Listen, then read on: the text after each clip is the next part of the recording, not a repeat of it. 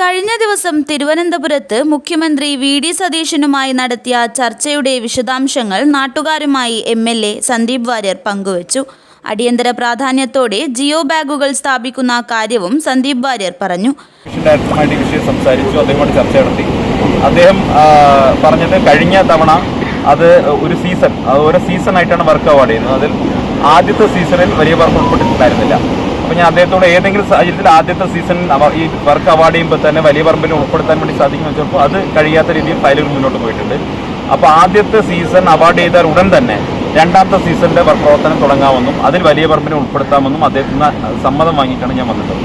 അപ്പോൾ ഈ ഹോട്ട്സ്പോട്ടുമായി ബന്ധപ്പെട്ട് പ്രവർത്തനങ്ങൾ, കടൽഭിത്തി നിർമ്മാണം ഉൾപ്പെടെയുള്ള പ്രവർത്തനങ്ങളിൽ രണ്ടാമത്തെ സീസൺ ആദ്യം തന്നെ വലിയ പറമ്പിനെ ഉൾപ്പെടുത്താമെന്നും മിഷൻ ഡയറക്ടറേറ്റ് അറിയിച്ചിട്ടുണ്ട്.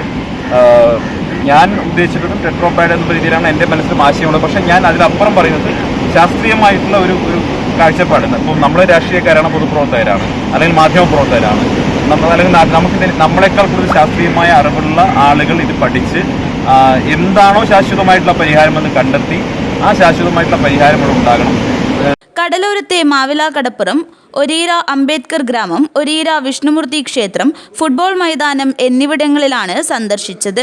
കടലിനെ പ്രതിരോധിക്കാനുള്ള ശാസ്ത്രീയ പദ്ധതി നടപ്പാക്കുമെന്ന മുഖ്യമന്ത്രിയുടെ ഉറപ്പ് തീരദേശവാസികളുമായി പങ്കുവച്ച എം.എൽ.എ. പദ്ധതി നടപ്പാക്കാൻ പഠനം നടത്തി നടപടി സ്വീകരിക്കുമെന്ന് അറിയിച്ചു.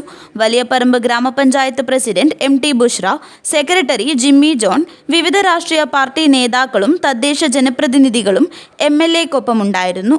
News bureau, Trikaripur.